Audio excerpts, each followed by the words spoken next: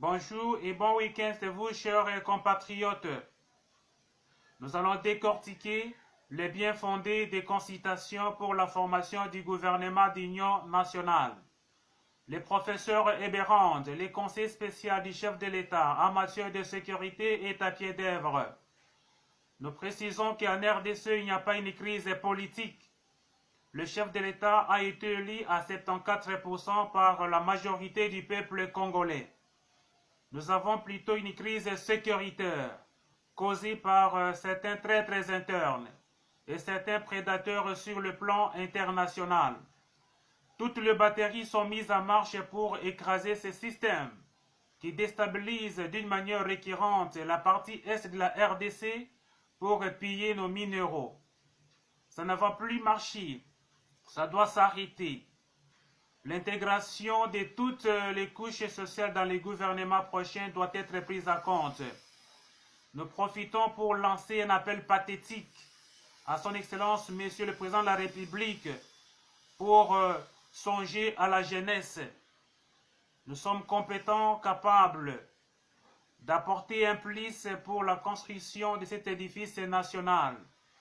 Nous sommes à mesure de donner le meilleur de nous-mêmes pour faire avancer ce pays.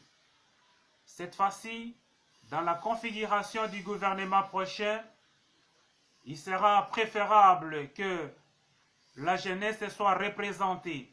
Pourquoi pas d'une manière écrasante. Nous devons faire la confédération des intelligences. Il y a certaines personnalités de la jeunesse qui ne sont pas encore exploitées en RDC. C'est ainsi que nous supplions à son Excellence, Monsieur le Président de la République, de penser à la jeunesse pour que cette jeunesse qui a toujours été oubliée soit cette fois-ci représentée. La chute de notre chère province de Goma nous a permis de déceler certains traîtres qui entourent le chef de l'État.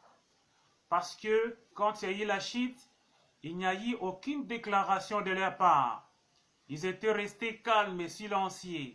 Un silence coupable qui justifie qu'ils font partie de ceux-là qui combattent la RDC, mais tout en étant tout autour du chef de l'État. Ceci ne peut pas du tout être accepté ni toléré. C'est ainsi que nous demandons au chef de l'État d'en tenir compte. Je pense que nous allons pouvoir nous retrouver très prochainement et que Dieu bénisse la RDC, que Dieu bénisse son Excellence, Messieurs, le Président de la République et chef de l'État, et que Dieu bénisse tout le peuple congolais. À nous revoir plus tard.